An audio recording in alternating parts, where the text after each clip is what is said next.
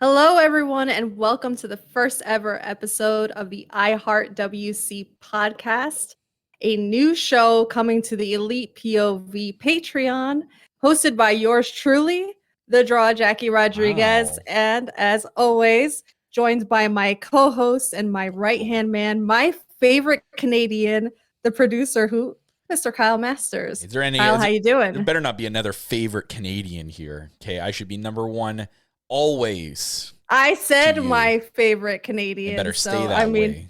listen, you're only a close second would be Celine Dion, and Oh that's like well, a super close second. She's if a she, legend. if she took All number right. one, I wouldn't be mad. that's that's an easy one. I'm just saying, some rando Canadian coming in here taking my spot. Freaking one No, winged angel, you threw a table to take that spot back. it's Kyle, Celine Dion, and then poof, like the next one is by a Perfect. long shot. Love it. So But yeah, hi. You get to host a show. Look at this. This is going to be awesome, and I can't wait. I was so excited for you to actually host this show because when we were talking about ideas for this show, you said to me, you were like, "Can I be the one to host the show?" I'm like, "Yes, please," because I fucking hate hosting shit all the time. I don't hate it. I host like 800 shows, so like this would be like a break and a half for me. So I'm like, Jackie, take the effing wheels, man. Take this. It's all yeah, you. I'll well, just be your second here. I love this. and not to toot my own horn, but this is my baby here. This is Mhm. my brainchild because before we get into introducing our very special guest here, just want to give a brief introduction. We wanted to do something a little bit special and reach out to our IWC, which is the internet wrestling community, and just bring in the more positive side because everybody wants to harp on the negative when it comes to the IWC. But we want to showcase a Mhm. lot more of the positive aspects and the great people that are in this community. And I couldn't think of a better way to introduce this show with our first guest, my brother from another mother. I consider this man legitimately like a part of my family. He is a host of the All Things Elite podcast, Mr. Floyd Johnson Jr. Hello. Hey, thank you for having me on. I'm excited to be here on the show. I just need to point out, as your friend, that Dax might be mad at you on your Oh. favorite Canadian comment because there's this guy named Bret Hart, and you just kind of left him off the list. But I just wanted to throw that out there in case. Unless he's a in Celine Dion case fan. in case he ever decides to listen to this podcast, which I would just be want the to throw. greatest honor of my life. But Dax, I didn't forget Brett. Just know that. So no, no, I am very happy to be on the show. When you told me you wanted to show what the subject was, I was excited immediately. It's just like because I was like, man, let's talk about love, and you're like, oh, I love it. I was like, I do love the IWC. I know it gets a lot of flack, but I do. So I am happy to be here wearing my FTR shirt and you Yeah. see all the stuff behind me. I am ready to rock and roll.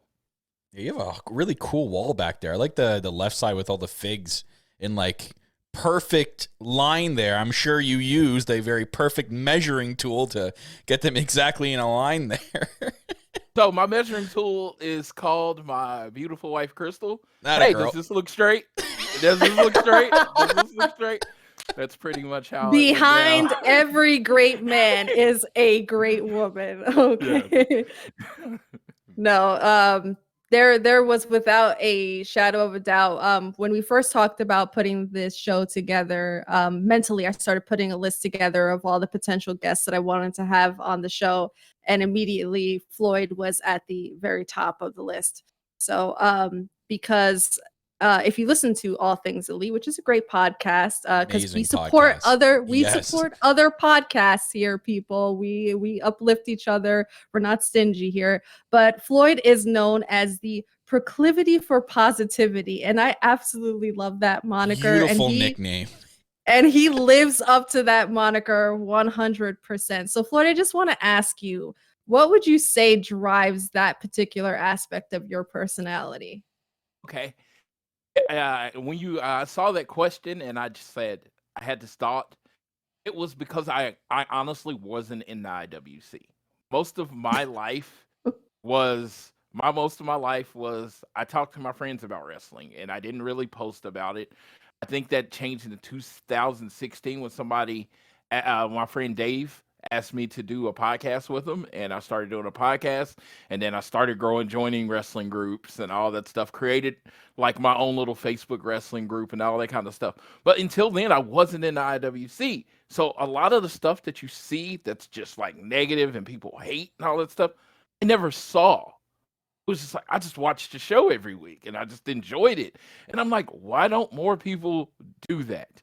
I'm like, because if I genuinely don't like a show, Mhm. I'm just not gonna watch it anymore. If I hate what a product has become, I'm just not gonna watch it anymore. But Mhm. every week I'm tuning into YouTube, I'm tuning into TBS and TNT.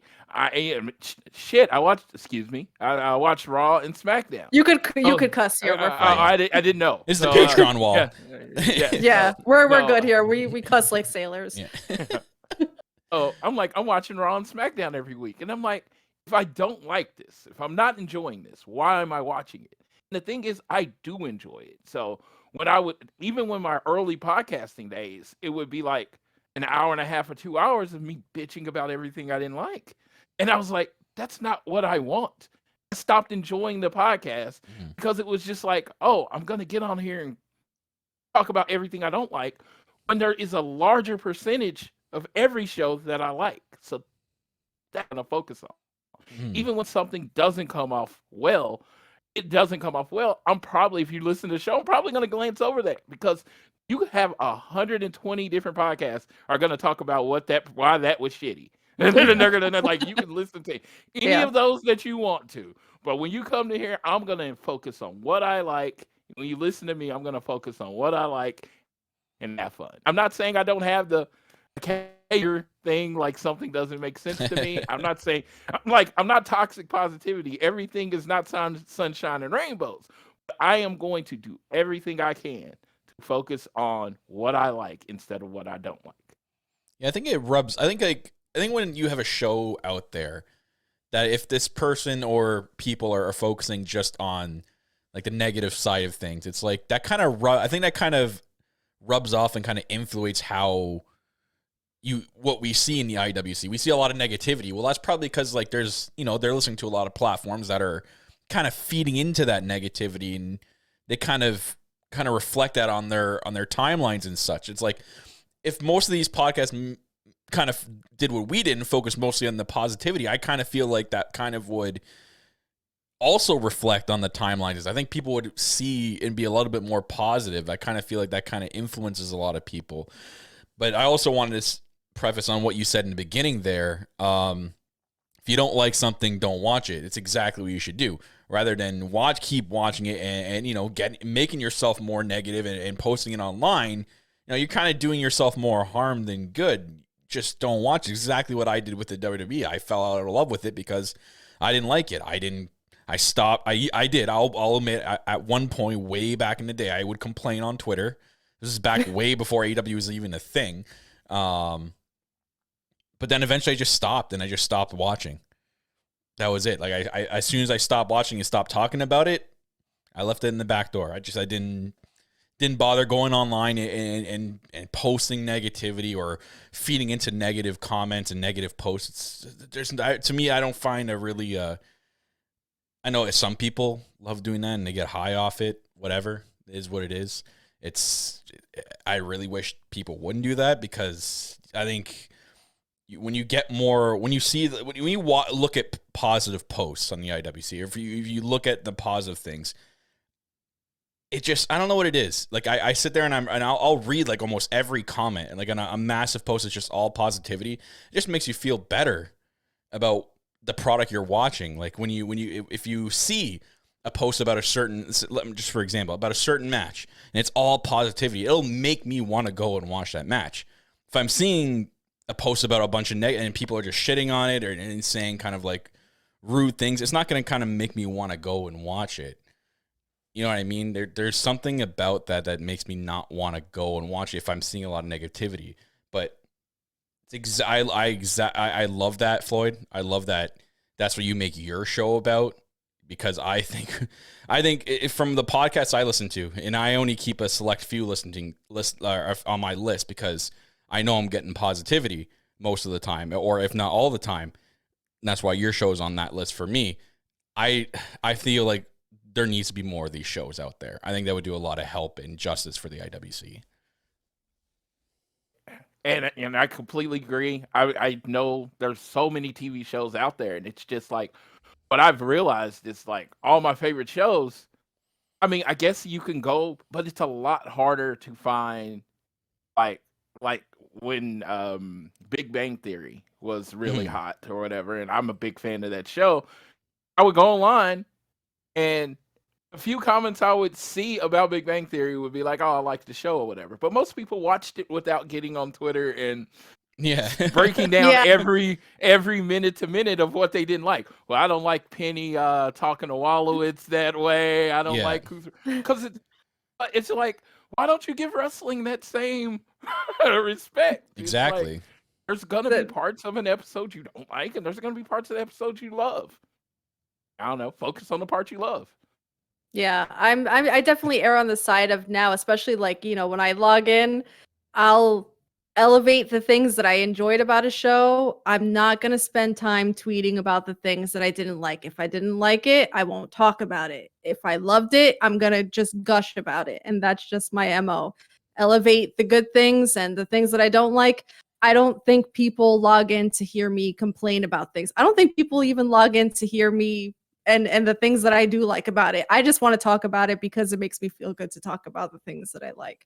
So it's just keep it up. Yeah. The day you don't look forward to podcasting or talking about wrestling, you should quit talking about wrestling. Yep. Facts. I'll hang up the microphone.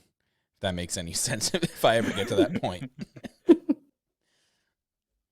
But on that note, Floyd, what are your earliest memories of becoming a wrestling fan? So, this leads into my family, because for a lot of people, wrestling is a family thing. I have 8 sisters and a brother. Oh, wow. My brother Kenneth is 10 years older than me. So, like, talk about being in different points in your life. When you're like, when I was born, he was like going through his life and stuff. But around 9, he became a wrestling fan. So I always tell people, they ask how long you've been watching wrestling, and I'll say it, and I'm not trying to be dramatic when I say it. It's birth. Like, wrestling was so, like, always a part of my life. Like, my first vivid wrestling memory is Kerry Von Erich versus Ric Flair. Wow. And like David Von Erich Memorial. A memorial show where Kerry won the title. That's like my first memory. Like Ric Flair losing the title is my first memory. But like Ric Flair was, I always say wrestlers are my celebrities.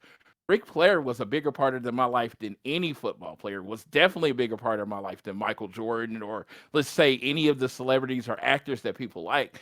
It was Flair, Hogan. They're like, these were my heroes. These were the people I looked at. I know I'm not supposed to say Hogan was my hero now, but hey, 1983, I didn't know. That was the time. Yeah. Yes, I didn't know. And it was like, yeah. And I'm like, I've always just been enamored with the beauty that is professional wrestling. But the Von Erichs were one of the building blocks of me becoming a professional wrestler. And I always say my love for wrestling comes from 2 parts. My mom loves soap operas. She watched Young and the Restless and Days of Our Lives. Oh, classics. Yeah, my dad loves sports. So if you marry wrestling between 2 things, it is soap opera and sports. 100%. So when I say, like, I was like brought into this world to be a wrestling fan or whatever, that's kind of how I feel every day. Wow. I'm always, when it comes to with me, I'm always gonna try to bring more people and be a positive light for wrestling. Man, my earliest wrestling memory is crazy. I remember, I don't know what I was exactly doing, but it wasn't on TV. It was on the computer, and I stumbled upon a video of a wrestling match, and this is my first memory of and that was the very first match I ever watched. And believe it or not, it was in 98 or 99. It was the Inferno match between Undertaker and Kane. Oh, that was the very what first, a way to start. like that was and I'm like, what the hell is this? Why is there fire around this damn ring?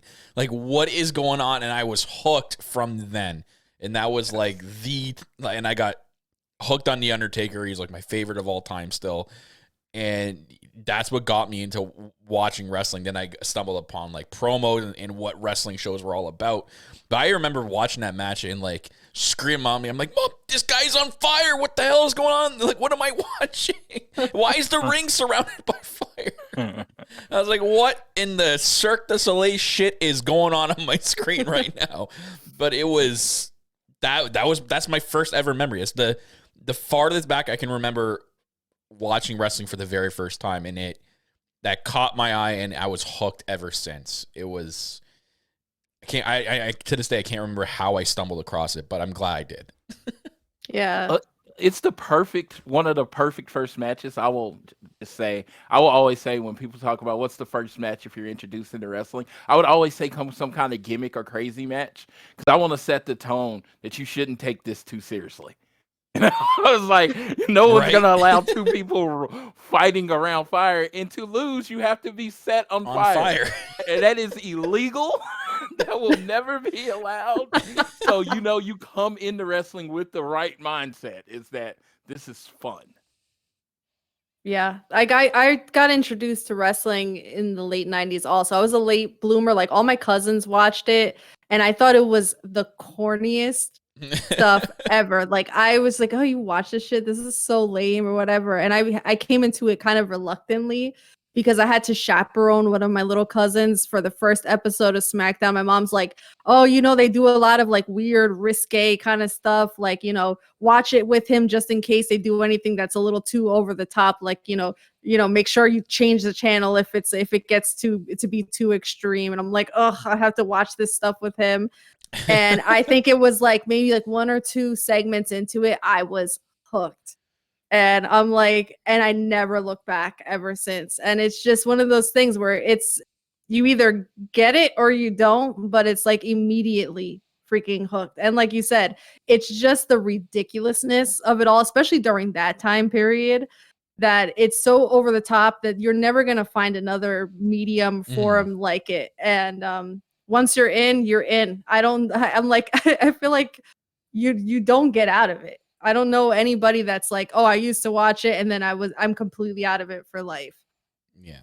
For me, at least, if it was like a technical wrestling match I stumbled upon, I probably wouldn't have watched it. Like, I probably would have kept going. But lucky enough, I stumbled upon an Inferno match, which got me instantly hooked.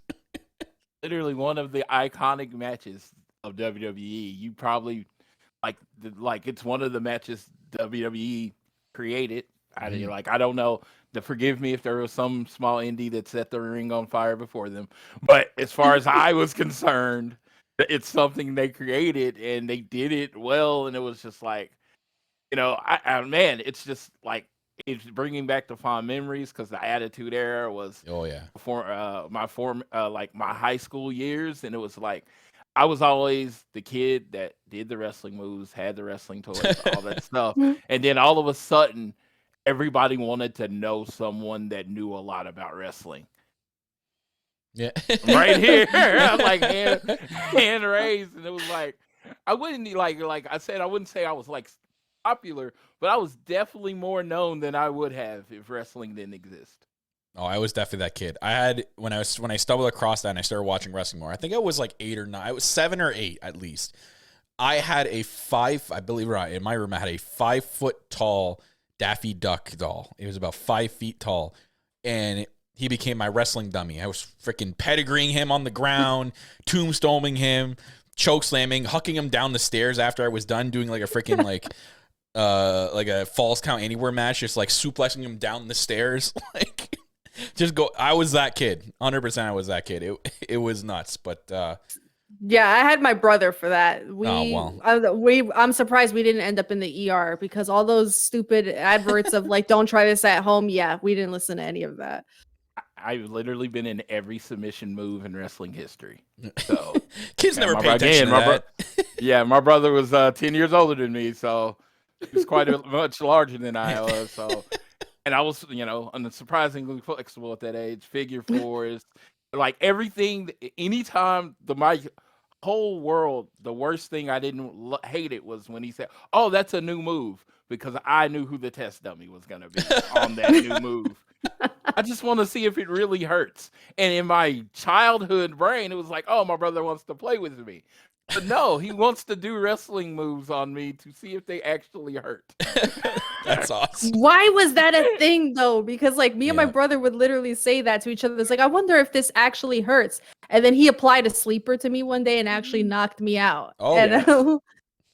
I'm like, yeah, I wonder if it actually hurts. Yeah, it actually does. Yeah, they all hurt.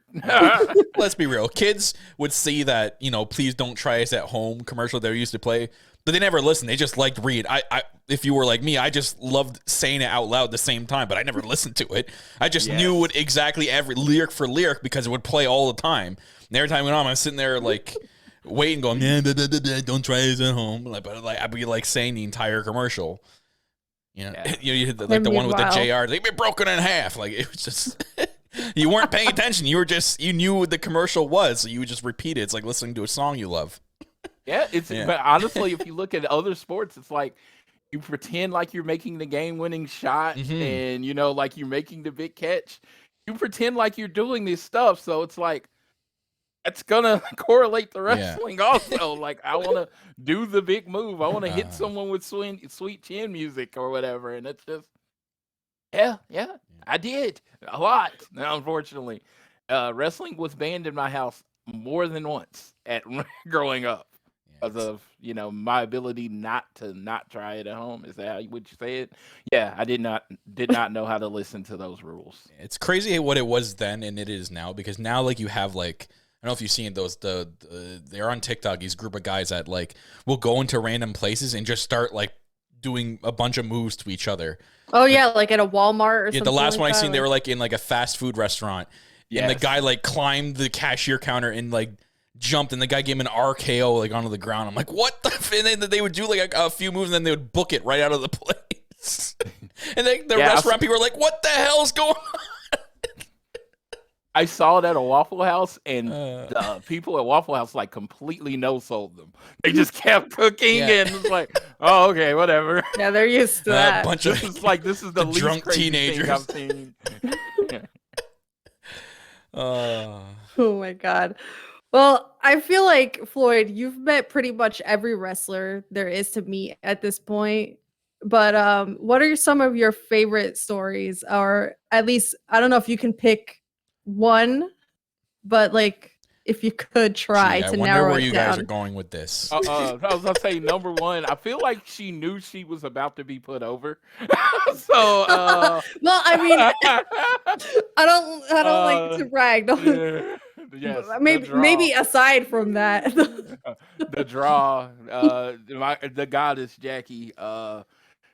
She made a call that only Jackie could make, and on my birthday of all days, I went to the city of Webster, Massachusetts, a day I will literally never forget. On my 41st birthday, and Cash and Dax, we were going up, and they're like waving, and it's like, I will tell anybody that there are certain people that do meet and greets, and they go through the motions. You sign, they glad hand you, thank you for watching, and you move on. There is nothing wrong with that. They're doing their job. They're very professional, and you move on. And they are people that make you feel like they're just as excited to see you as you are to see them. That they're not just doing a job, that they genuinely love being here and being with the people. X and Cash are the latter of this. And like, we're in line, I'm saying, and they're like waving at us like, hey, you made it, kind of thing. And it's like, at that point, I should have known this is about to be a different type of meetup. And I have the Class A with me, and I go up there, and and he's like, so today's your birthday, right? And I was like, yeah. And he brings me aside, calls everybody else, and then start singing happy birthday to me. Oh And it's man. just like if you ask me the day before the perfect version of this day, I would not have described what happened. This was more perfect than the most perfect version I had in my head, because I am very realistic, as we are. I'm in my 40s. I work every day a lot of hours, and I understand you don't have all this time. Mhm. They had this crowd of people behind them. I get it. If you had to rush through so you could get to everybody, I understood. But they took their time out of this meet and greet, and it probably annoyed some probably people behind us. They sung me happy birthday, and had the class A, and he's like, "Yeah, we'll meet up after the show." And believe me, at this point in time, I'm like, "Okay, this is the perfect birthday. I'm good. I'm fine. If they meet us after the show, fine. If they don't meet us after the show, fine." Yeah. And after the show, we wait around to the point. I'm like, just I know. I mean, they're the biggest stars there with Bret Hart. I understand they want their time with Bret and all that stuff. So we're just, we're just being patient and chilling. And I'm like, just chill. They'll, and they did. In the back of my mind, I had kind of lost hope. I was like, they're gonna rush out of here and have to go back to their hotel. And then they's like, "Oh no, we're over here." And they come over, and we take shots of Class A, and we just talk like we're normal people. And of course, I'm in this mode where I just want to tell them how much I love them, and they just want to have regular conversation. And it's like literally like nine things off my bucket list got checked in like one day. And it's like I have to obligatory say Mhm. that the best day of my life was the day I got married. I mean, I have to say that. I'm supposed to say that. I'm smart enough to continue to say that. But a close, and if a drunken confession, probably first, that was one of the best days of my life. Oh god, I don't blame you for saying that, to be honest. That sounds honestly amazing. And like I love those experiences. And I feel like, and I've been to now two sort of well, maybe just one, but I've been to like the AW Fan Fest back when we were all there at the All Out one. And I said it after it was done. I'm like, I've been to the WrestleMania accesses. I've been to WWE signings. I really do personally feel the AEW, I guess you can call them accesses, whatever they call these. I feel it's a lot more personal meeting the wrestlers there than it was when I was meeting WWE people. When I was meeting WWE people, it was a lot. It was like at least 90% of, hi, how you doing? Shake hands. Here's your autograph. Quick picture. See you later. Here, I felt like it was a lot more closer. All the wrestlers kind of connected with the fans. They took their time and connected with the fans, and everyone at least I met that day was super cool. Honestly, it was like, again, like you said, it was like having a normal conversation with them, and it was just like in my head, your brain's like, oh my god, I want to tell them like you're the best, like nonstop. But then you're sitting there going like, oh, but like this is just like if I had a friend and we're just kind of reconnecting again. I feel like they do a good job of making those AEW accesses a lot better when it's like fan to wrestler meetups. And one of them was me personally. Recently, back in October, when I went to AEW in Toronto, I got to meet Jamie Hayter, and I've been a massive fan of Jamie Hayter since she stepped the foot in the door in 2019. Watching that first match against Britt, I was like, there's a star in this girl. I knew from that day that there was something big with this girl.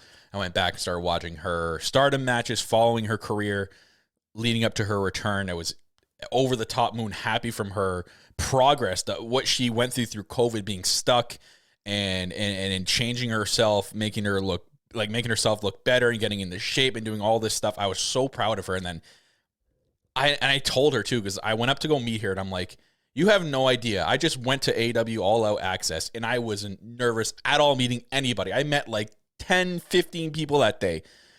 Could say whatever I wanted, felt so comfortable. I'm like, I'm stepping up to you right now, and I don't know what to say, and I'm nervous as shit. And she did her, and I commend her for this. She was the best. She did her absolute best to calm me down and to make it like I was just meeting up with a friend. She's like, it's just me. Like, I'm just Jamie. Like, there's nothing special about me. Like, she oh man, it was just, I can't really kind of describe that meetup and how much it meant to me. Like meeting like a hero of mine technically, and the way she interacted with me, and I told her like, I love watching all your Stardom match. As soon as I said the word Stardom left my mouth, her eyes went bright. Like she's like, yes, thank you. Like she has a massive appreciation from Stardom. And I told her, I'm like, watching your Stardom matches got me hooked on Stardom. So like you did a good job of, getting me on Stardom and watching your career ever since then. And I just telling her how proud I was of her. And she was so cool. Jamie Hayter is by far the best interaction I think I've had with any wrestler that I've met so far. And I'll never forget. I have that pinned on my profile right now. I don't think I'm ever going to take that off because that was the greatest day I'll ever have, and probably until the next day, the next meetup that I have with her. So kudos to her. But yeah, you're right. I don't know if any day is going to top your day though, Floyd, because if that was my birthday, oh my God. Because it's such a point where it's like when I'm telling the story, I don't want it to come off like I'm bragging. Because if you listen to the story, I give all credit to one person and one human in this world, and that is Jackie. So it's not about 5626926. Yeah, I know. Yes, I know her. Yes, it's not about like when I say this, I was like, it's not about like, oh, I know them or anything like that. It's about my friend that I met through the IWC, did this for me. And it's like, didn't have to. I mean, I didn't ask her. This is like, she's like, I'm going to make this. We're going to make this happen. This is going to happen. This is on your birthday. And I'm like, and then it did. And it like even more than I expected happened. So like I said, that it's not about me. It really isn't. It is about this amazing human not that about I am me. talking right Not now. about me No, either. dude, I had met Dax and Cash and Scott Dawson and Dash Wilder plenty of times, and I'm pretty sure they couldn't have picked me out of a lineup. like literally. And it was like you put me next to like Chris Baymax and all this stuff. Like one of them's Floyd. I'm like, oh my God. They couldn't have picked us out of a lineup. Like they know who Floyd is now. Right. I mean, chat with them. That didn't just happen. Someone made that happen. That's true, but I always say they could have said no. And they could have said like, oh, like we would love to, but it's just not doable. They could have come up with any excuse in the book. Our agent's doing that, saying this.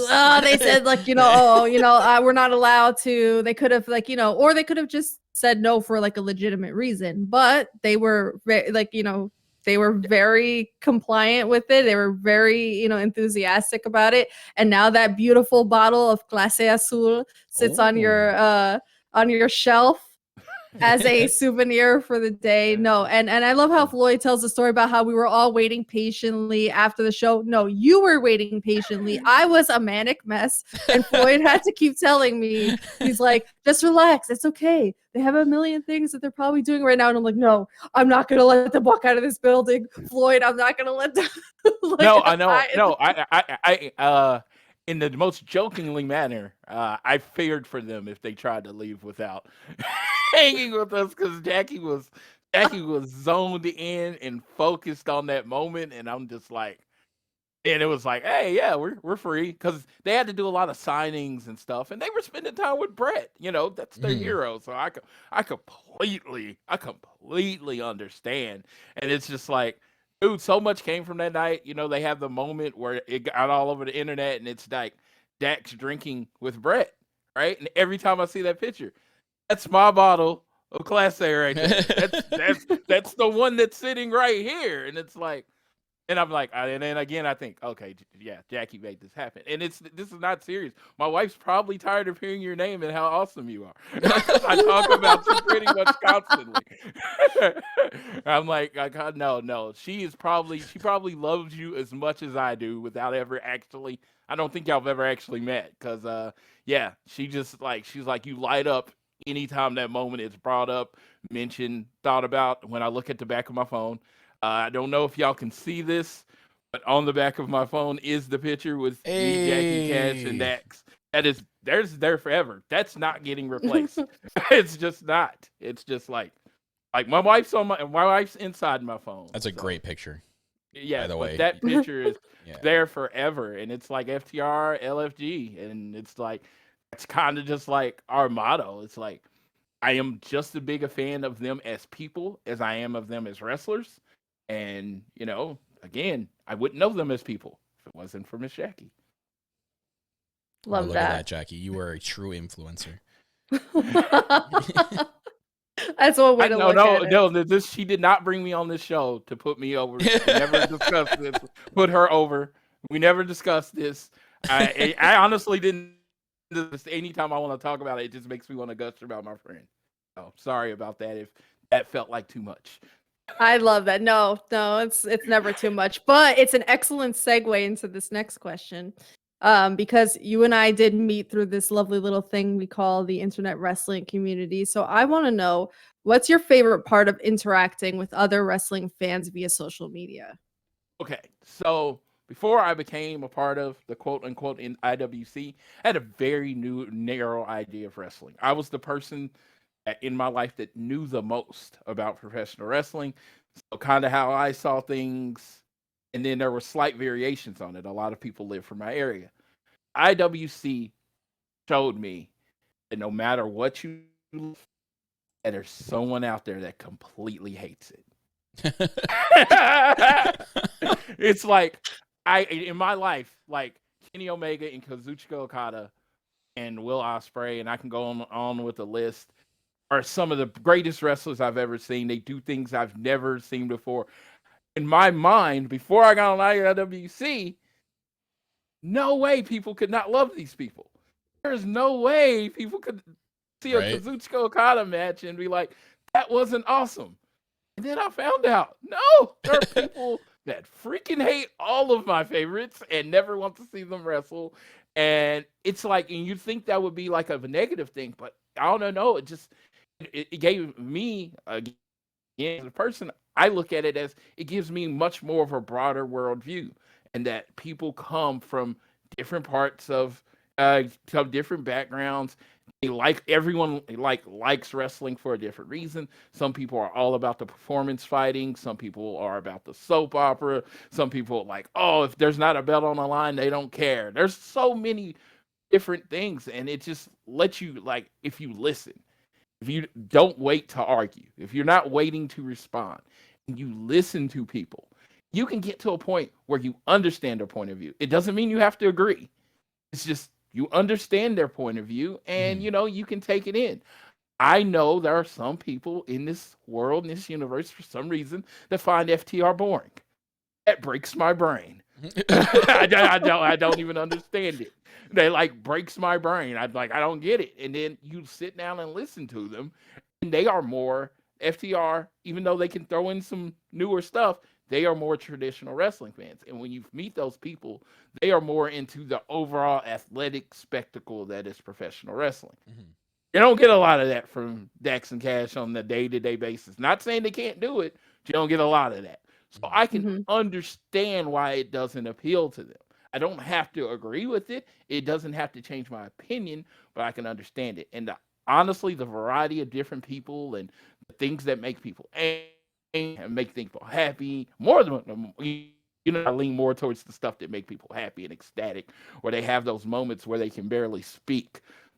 That's my shit. Like when Cody came into Mania, some people that I've personally showed the video to, and it was just like that reaction, because I didn't know if it was going to be him. And I drove to Dallas and I paid the exorbitant WrestleMania ticket fees to sit there and hope he showed up. And then he did. And it was just like those kind of moments. And I seen how people reacted, and the children and everyone, people at home on thing. That is why I love it so much. That is why I travel all around. It's because it brings so much joy to so many people. So open up the IWC. Just let me meet any more people. And as I am a people person, love people, even if they're annoying or if they're not, or all their different things.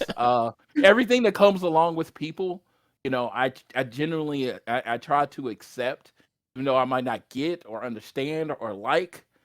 But yeah, so people is the people is probably the simple answer to why I love the IWC. 100%. We've met, or at least even myself, but even as a team here at the Elite POV, we've met so many great people in the IWC, even as of late in the last couple of shows we went to. And there are some absolute gems, you included, Floyd, that are out there that, it really does make being a wrestling fan, being in this community, a great thing when you meet these people and you connect with them on those levels. And that's why we kind of started this show as well, is to connect them. I know we can't really be in person, but connecting through this show as well is another cool thing to kind of connect with people in this community, like the people that are the positive ones, right? And a lot of great, and I call them again, absolute gems in this community. And I know Jackie feels the same. Yeah, absolutely. I mean, this show in itself, Elite POV, would not exist without connecting through social media. Mm-hmm. Kyle and I would have never met if it wasn't for Twitter. Like, Yeah. That's like we're in completely different countries. And if it wasn't for a few goofy tweets back in the beginning of, what was it, 2021, I guess. Yeah. We would have never connected, never became friends. And then, that's how I met Ant. That's how I met Phil. That's how I met Kimmy. So this is one big, network. And I've met some of my favorite people through social media and wrestling. I would have never thought when I was the goofy kid who liked wrestling getting picked on in school that I would have met a bunch of like a network full of people through this forum. So it definitely has its perks. But on the flip side of that, what do you think is your least favorite part and some ways that things could be improved? The croutons. I'm gonna go with the general answer and say Twitter. In general, yes. It's because as much as I've met people through Twitter, JR is probably one of the biggest. Like, we became friends during during the pandemic, and he's one of my closest people now. That's great. That's the good side. Yeah, and we love JR here. Yeah. Then there's the other side, and when you're online and you're joking, because I always say 80% of my Twitter is non-serious, especially when I'm angry. If it's coming off angry or whatever, literally no, I am absolutely kidding. So I'll just use this post where I was like, if you heard of Dax and Cash as hair and bald, I hope you like stub your toe and I remember this tweet. It was like the silliest, like just minor inconveniences. I didn't want anything actually bad to happen. Then the troll gets on and it's like, imagine getting up that set, for people that don't know you. And I'm like, oh, I was gonna let it go because living in positivity, why engage? But I'm like, dude. So first of all, you came on my profile to say I don't know them. First of all, look at the profile pic. Check on the pinned video. Yeah. I mean, there are some people that don't know them. Man, that's fine. I am not said person. Then Dax jumps in and he's like, he never thinks about you. And Dax jumps in, I think about Floyd all the time. He's like, I think about Floyd every day. Yeah. That was so great. So it took like this not great experience, negative experience or whatever. And, Dax flipped it and made it positive. But what I'm saying is those kind of things where when people see a tweet and they think they know you and they decide to comment based on their understanding of the tweet, in which I don't even understand how you would take those words and make them angry in any way. I literally picked these silliest and most minor inconveniences that are possibly to show how not angry I was. And yeah, it was just like, I thought it came off as funny in my head and I put it on Twitter and it was just like, oh, this person took it serious. And he might not even take it serious. I don't know his part of it. But he decided to try to rain on my parade and tried to jump on my He picked Twitter. the wrong one. Yes. And you get so much of that. Like, you'll get someone that'll react to your reaction to something and you'll be like, you completely misunderstood my reaction. And it's just like, because it is text, and a lot of times, there's no sarcasm font. I would have definitely put that tweet in the sarcasm font if there was one. There's no sarcasm font. Yeah. And people read it. And one thing I do tell people, because I'm not you know me, I'm not a huge texter. I will do it with the people that I care about, but I'm not a huge sit there and type messages to people. But it's because you can't see my inflection. You see me talking. You wouldn't take anything, my whole tone would have to change for you to take what I'm saying serious or angry. But in their head, they have added, depending on their day, depending on their mood, their mental place, they have added a mood to that text. Was that my mood? Probably not. But they have added a mood to that text. Projecting, Yeah, Twitter can be the greatest place in the world, because some of my closest friends in the world, travel people I travel everywhere with, are from Twitter. There's also a huge mute and blocked list that I have of people that I don't want to interact.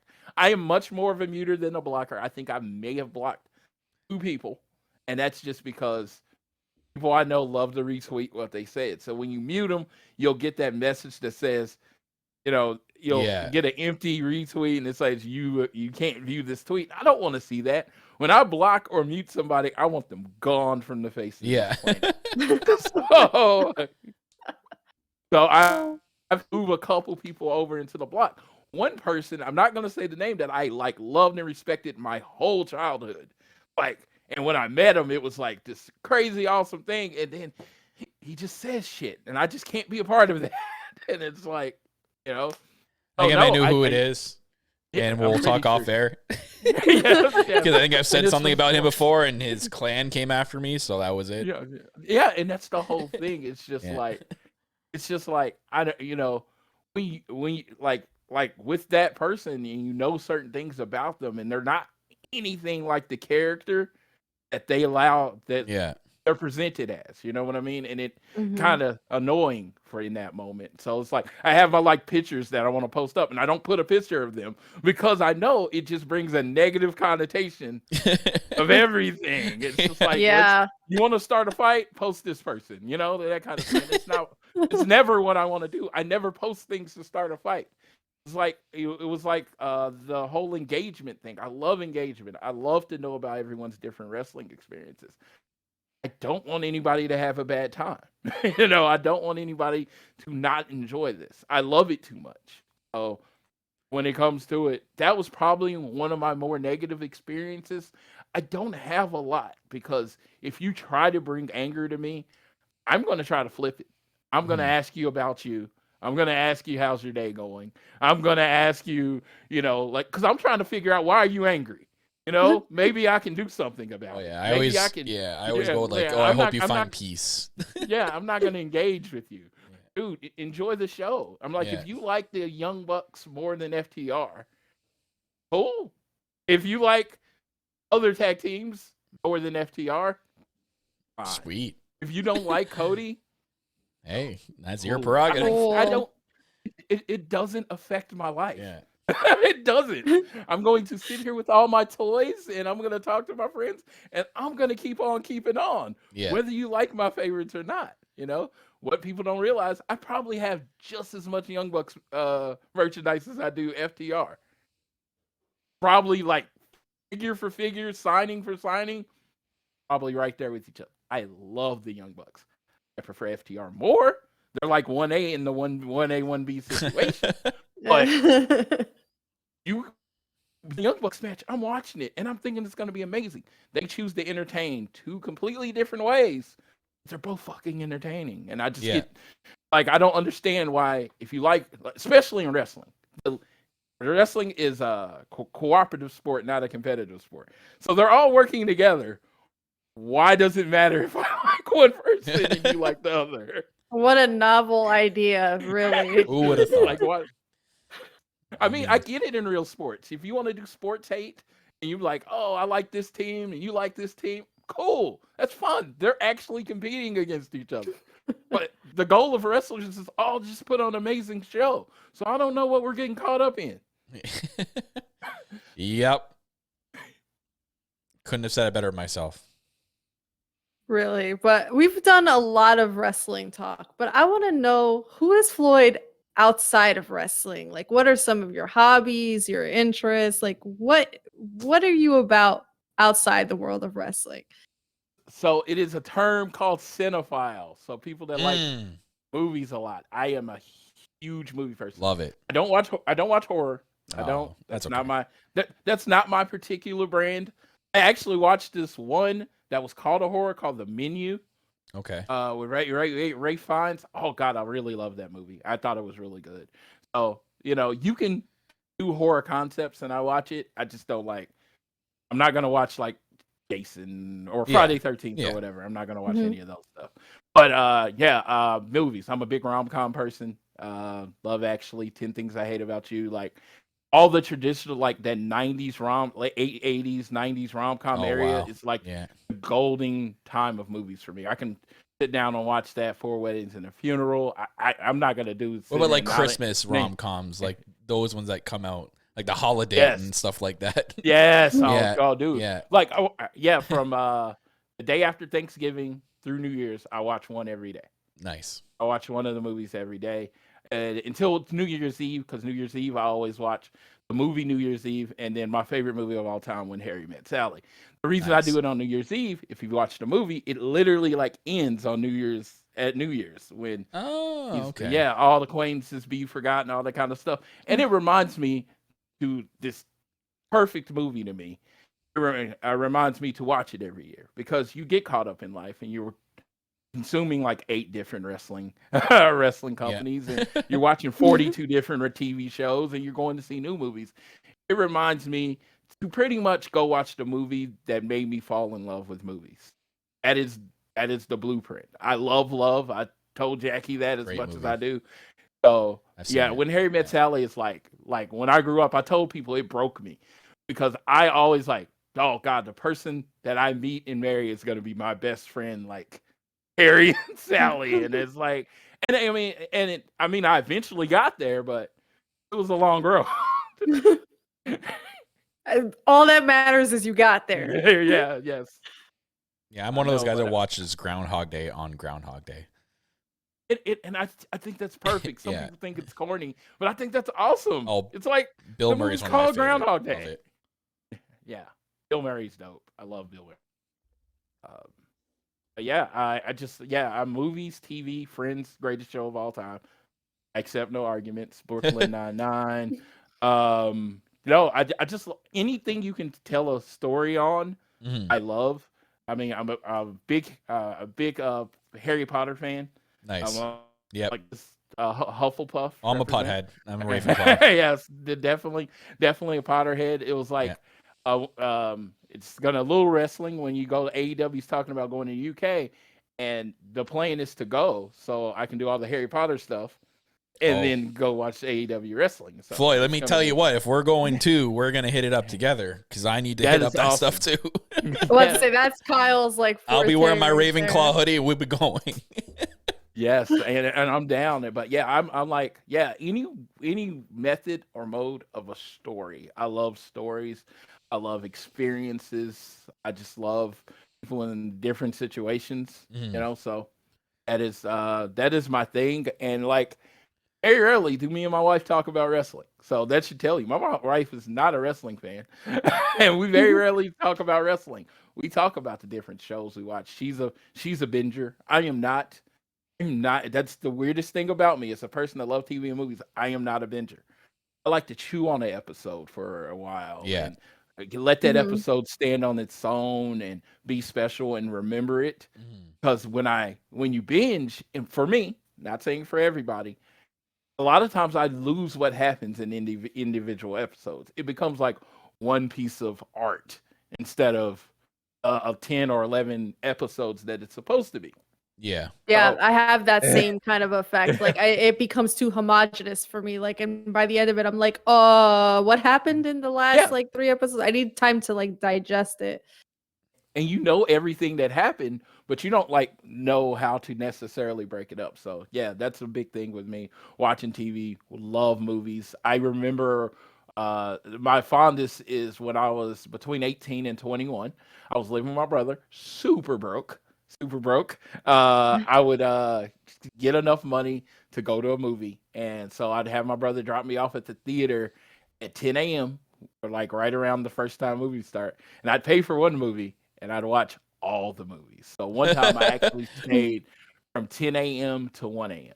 Oh The wow. last movie ended at 1 a.m. and I would have to go get on the payphone and call my brother to pick me up.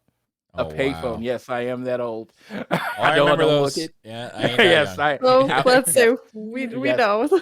yes. So and it was so funny because I'd have to bring 50 cents in case it ate your quarter.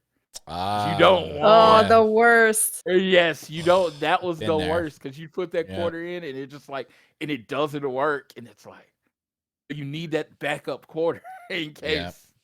Because otherwise, there was no way home. There was no cell phone. There was no nothing. It was like you're walking several miles to get Mm. home. So, Yep. no, but yeah, I fell in love with movies. I love bad movies. I know people that will like, what? Like Ready to Rumble. One of my Oh my one god. of my Oh wow. it's one of my comfort movies. Dude, where's your car? Just Mhm. like especially like terrible movies. I oh yeah, that's my shit. So yeah, I'll sit there and I will probably like I could give you my top 5 movies and I would probably if you ask me what movie are you gonna go watch, and you throw in like Dude, Where's My Car or something, it's probably gonna be one of the really bad movies.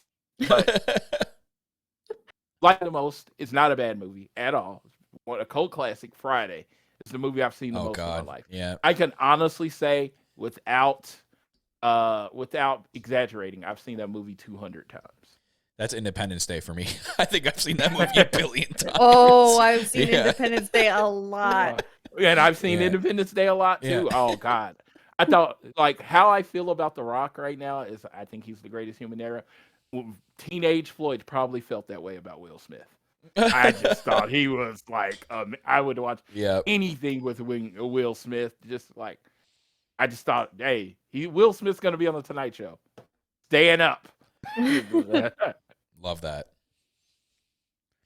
So I got one last question for you, and this is a good one because we've talked about this before, but probably not in so much detail. But let's say Kyle and I were to visit you in Oklahoma. Where are you taking us? Okay, so this is my fun answer because when people think like, oh, you live in Oklahoma, it's like one person legitimately asked me, "Do you have malls there?" I'm like, I mean, it's modern times. Hey, We have I live in everything. Canada. You want to know the questions I get? Yeah. So we're modern. Like we have everything but I this came from my first wife and it has continued to my second wife. I'm obsessed with food and this show called Diners, Drive-Ins, and Dives. Yes. Yes! Guy Fieri. Yeah. So, Flavor of town. right, so the first place I'm taking you is to this little town called Okarche, Oklahoma. There's the best fried chicken that you've ever had, Oh. and it's called Ishans, and it's a bar. Like it was legit a bar that just happened to make chicken, and it kind of blew up to this classic chicken place. And I love this place, best fried chicken in the world. Mm. And it's shocking to me because I'm going to say something, hopefully not offended. It's made by white people. So I was very shocked that the best fried chicken I ever had was made by these white guys at a bar. And it's like you go to the bar, I'm on the outside, and I'm like, am I allowed to be here? And then I go in, and it's just like freaking amazing chicken. So they pull out the wax paper, right? Okay. And then we serve the chicken in like whole chickens. Oh. So they fry the whole chicken and they're like, you look for the plates. There's no plates. You eat on the wax paper. What? And then when you're done eating, they just take the whole table and throw it in the trash can kind of thing. And it's Oh, like shit. it's like freaking genius. And I'm like, why don't more people do it this These way? people living in 2050 right now. Yes. So they just take it all off. There's like no real bussing of the table. They just throw everything away. And it's amazing. The food is so good. It's like, yeah, anybody that comes in, I'm gonna take them there. And then the other place, again, involving food, because that's kind of what Oklahoma does. Is Get food. me hungry. There's a burger. There's a burger spot. So there's this trailer or a house or trailer, and it's called Nick's Grill. And the guy basically lives there. He lives in the trailer, and then the front of his house is kind of like a grill.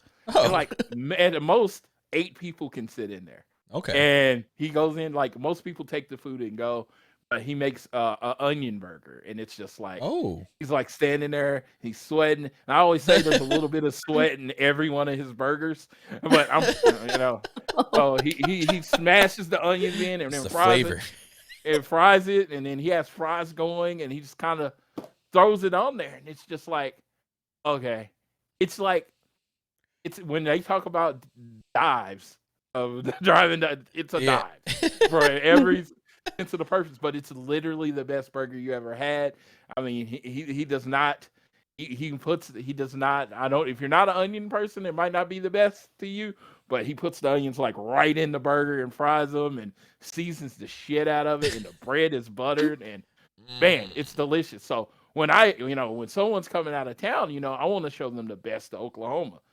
So I'm definitely taking you to those 2 places. I feel like everything else, like we have a botanical gardens, we have the Oklahoma City Thunder, we have a whole bunch of stuff, but you can kind of go see that kind of stuff anywhere.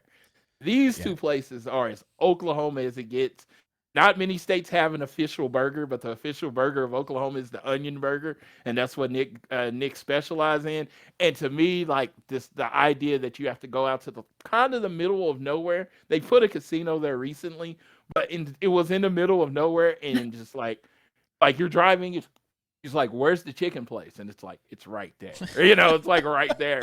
It's like, I remember, it's like when I first went to it, I was like, this can't be the place. And I go in. It's like, oh yes, it is.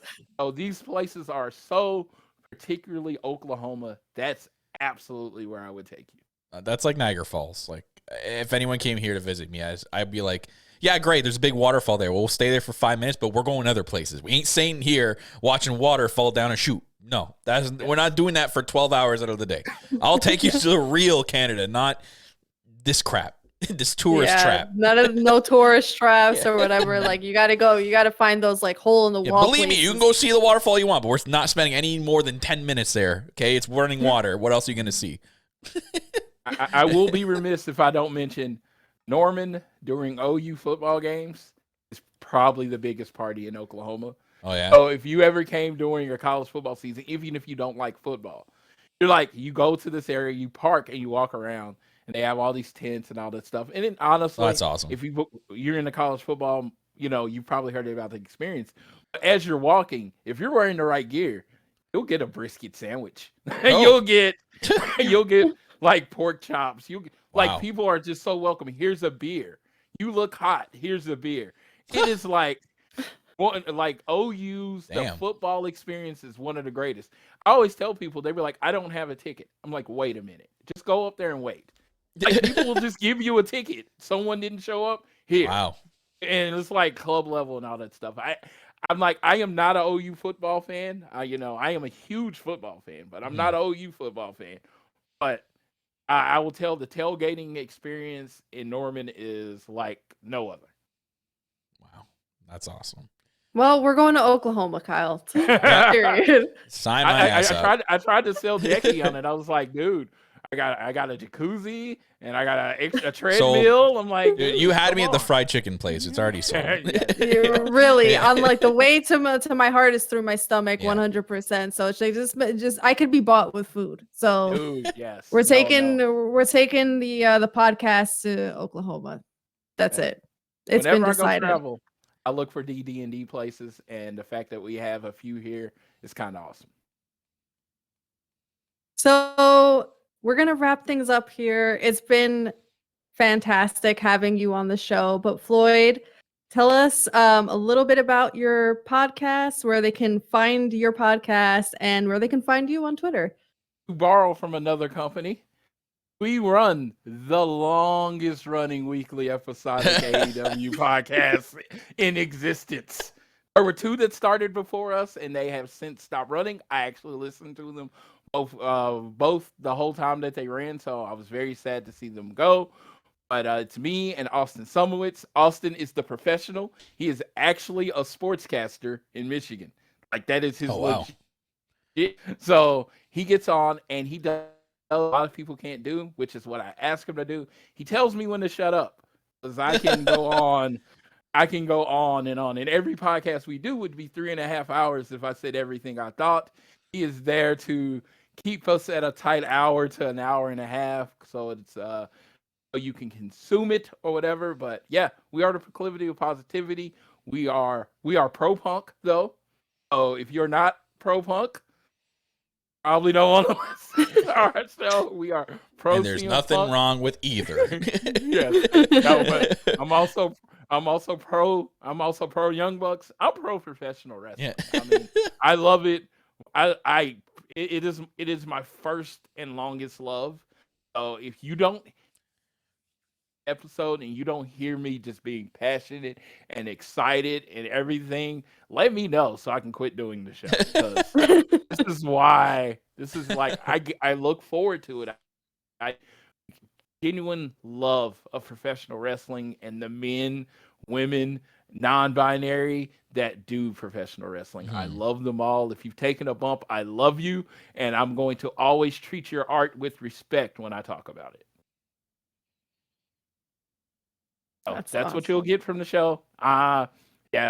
You can follow at AT Elite Pod.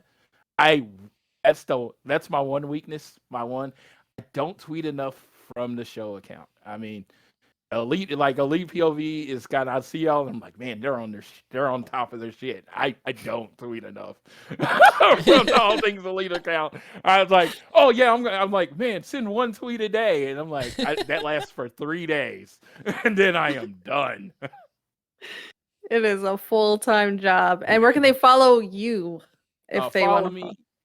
It's my name, at Floyd Johnson Jr. I'm right there in the screen. You guys can't see it, but it's right in the layout there for everybody to see. Yeah. I am very, very boring when it comes to the Twitter names. It's one weird thing. When I got on Twitter and I heard about burner accounts, I thought it was super important that my Twitter would be my name, because I was like, so you will know that everything I say is coming from me.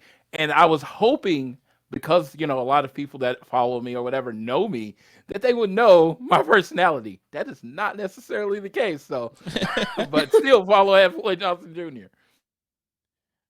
Love it. Love it. Well, Floyd, thank you so much for being our first ever guest on the IHeartWC podcast. It's been a pleasure having you here.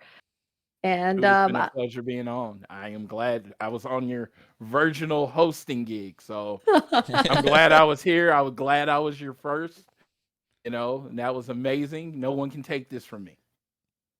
No one can take it from me. We're ending the show. No more shows.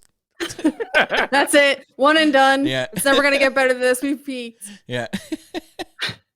But I also want to say thank you to anybody who is watching this early on Patreon, all of our Patreon subscribers. We love y'all. Thank you for the support. If you are watching this on YouTube at a later time, we want to encourage you to sign up on patreon.com/elitepov. Not only will you get this show early, but you will get a lot of extra perks. We have a lot of great things going for our Elite POV Patreon subscribers. So we encourage you to go check that out and subscribe today. So a lot of great shows happening there, including this one, the iHeartWC podcast. Can't wait to have more interesting and fun guests on here. Kyle, let them know where they can follow you. Don't follow me at all. Don't follow me. Don't pull that. I'm at all Lee Kyle on Twitter. But yes, as Jackie said, we have a lot of fun stuff coming to the Patreon page. So guys, thank you so much for supporting us each and every single month, whether you're in the $1, $5, the $10, the $20 tier, whatever tier you're in, everything helps. If you're watching this on YouTube, another way you can help us by, if you can't support us on Patreon, that subscribe button right down there. That is free to click on, believe it or not, even that like button. You just click those twice for us. That helps us in the long run. So thank you guys so much for tuning in to our very first episode, one of many to come. But Floyd, thank you very much for coming on today. We love you for doing this. Guys, we will see you next time for another episode of the IHeartWC podcast.